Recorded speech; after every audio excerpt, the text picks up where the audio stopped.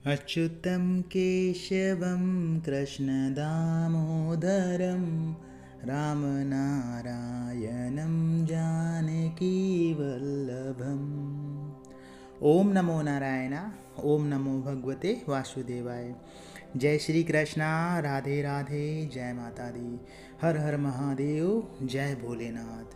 देखिए, नित्य पूजा में कल बाधाओं के बारे में बातें की थी। कुछ ऐसी बातें की थी कि कैसे आपकी पूजा में व्यवधान आ जाता है। जब भी आपको किसी भी मनोरथ से कोई जप करने बैठते हैं या पूजा करने बैठते हैं, कोई भी मनोकामना लेके, तो उसमें व्यवधान आना शुरू हो जाते हैं। अब व्यवधान को रोकें कैसे? देखिए, क्या होता है कि कुछ व्यवधान ऐसे होते हैं जो नकारात्मकता के कारण आते हैं। ज़्यादातर व्यवधान नकारात्मकता के कारण आते हैं, कभी नज़र लगने के कारण आते हैं। और ये छोटी छोटी बातें जो होती हैं, वो हम छोटी छोटी गलतियां करते हैं, उनकी वजह से ही होता है। सबसे पहली गलती हम क्या करते हैं कि हम अपने आप में बहुत ज़्यादा शो ऑफ करने लगते हैं। छोटी छोटी चीज़ों को शो ऑफ करने लगते हैं। कोई भी, जैसे अब आप मान लीजिए कि आप हस्बैंड वाइफ हैं, दो लोग हैं। दोनों लोगों ने बहुत अच्छी सी फ़ोटो निकाली और अपने स्टेटस में डाल दी। कुछ प्रोग्राम था, कोई भी फंक्शन हो सकता है, दिवाली हो सकती है या कुछ भी हो सकता है। आपने पूजा की, ये दोनों ने साथ में फ़ोटो खिंचाई, फ़ोटो बहुत अच्छी आई और आपने स्टेटस में डाल दिया। अब क्या होगा कि आप इस बात को फील करना कि 2 से 3 दिन में या हफ्ते भर के अंदर आप दोनों की लड़ाई हो जाएगी। 100%। आप देख लेना, आप में से बहुत सारे लोगों ने इसको अनुभव भी किया होगा, ध्यान नहीं दिया होगा। बस जब भी आप अपने आप को सॉल्व करेंगे तो तब आपके बीच में मनमुटाव पैदा होगा, झगड़े शुरू होंगे। इसका कारण ये होता है कि नज़र लग जाती है।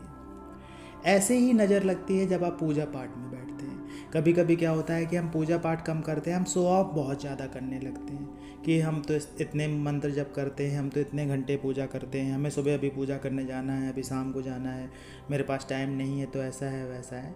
देखिए, पूजा वाली बातें कभी किसी से शेयर मत करिए। होता क्या है कि पूजा जो भी है, मंत्र जप जो भी है, आप भगवान से जुड़ते हैं, उन शक्तियों से जुड़ते हैं जो पारलौकिक शक्तियाँ हैं। और उन शक्तियों से जुड़ने का अर्थ होता है 1-to-1 कम्युनिकेशन, केवल उनका और आपका संवाद, तीसरा कोई व्यक्ति नहीं। और कोई भी शक्ति कभी ये पसंद नहीं करती है कि उसकी कोई भी बात, कोई भी आभास, कोई भी एहसास, कोई भी संकेत किसी और से आप शेयर करें। आप अपने गुरु से शेयर कर सकते हैं या जो आपका मार्गदर्शक होता है उसे शेयर कर सकते हैं, अगर आपको समझ में नहीं आता है कि इस संकेत का अर्थ क्या हो सकता है या मेरे साथ में ऐसा क्यों हो रहा है। तो इस कारण से भी नकारात्मकता आती है और वो किसी न किसी रूप में आपके घर में, आपके पूजा में व्यवधान डालती है, आपके मंत्र जप में व्यवधान डालती है।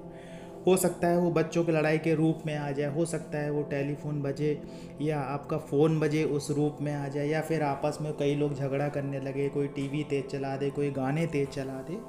तो इस तरह के व्यवधान आपके पूजा पाठ में आते रहते हैं। आरती करते हैं जब भी आप, तो कपूर से करिए, लोबान का धूप भी पूरे घर में दीजिए। जब भी आप पूजा करते हैं तो पूजा में 1 लोटा जल अवश्य रखिए, उसमें गंगा जल मिला के रखिए, उसी से भगवान को जल भी अर्पित करिए। जब पूजा हो जाती है आपकी या मंत्र जब हो जाता है, तो वो जल जो होता है वो अभिमंत्रित हो जाता है।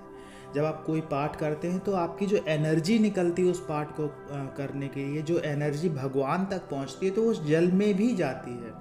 वो जल भी अभिमंत्रित हो जाता है, उस जल में भी पावर आ जाती है। तो उस जल की थोड़ी थोड़ी बूंदें पूरे घर में डालिए, जिससे क्या होगा कि आपके घर में जो नकारात्मकता होगी वो धीरे धीरे करके ख़त्म होती रहेगी या रोज़ की रोज़ ख़त्म होती रहेगी। देखिए, क्या होता है कि बहुत बड़े आप तांत्रिक नहीं हैं या बहुत बड़े संत या बहुत बड़े तपस्वी आप नहीं हैं, मैं भी नहीं हूँ, तो होता क्या है कि हम उतनी बड़ी कोई भी चीज़ खड़ी नहीं कर पाते हैं जो इन सब चीज़ों को रोक दे। लेकिन हम छोटे छोटे जो प्रयास करते हैं, इन प्रयासों से हम ज़्यादातर चीज़ों को ख़त्म कर देते हैं, नष्ट कर देते हैं। एक दूसरा प्रयास आप कर सकते हैं, हवन।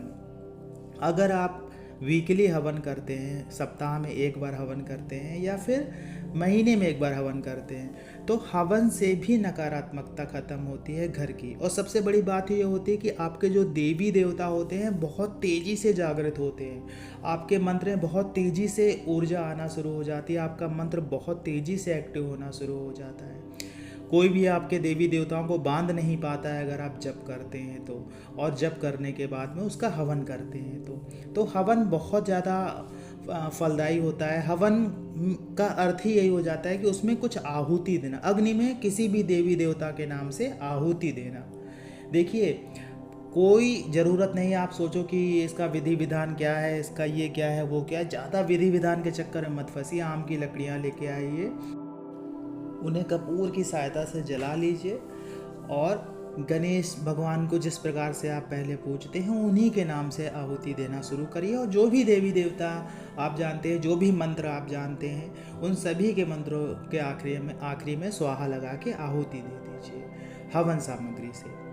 और आहुति जब आप देते हैं तो स्वाहा लगाइए, गायत्री मंत्र की आप आहुति दे दीजिए।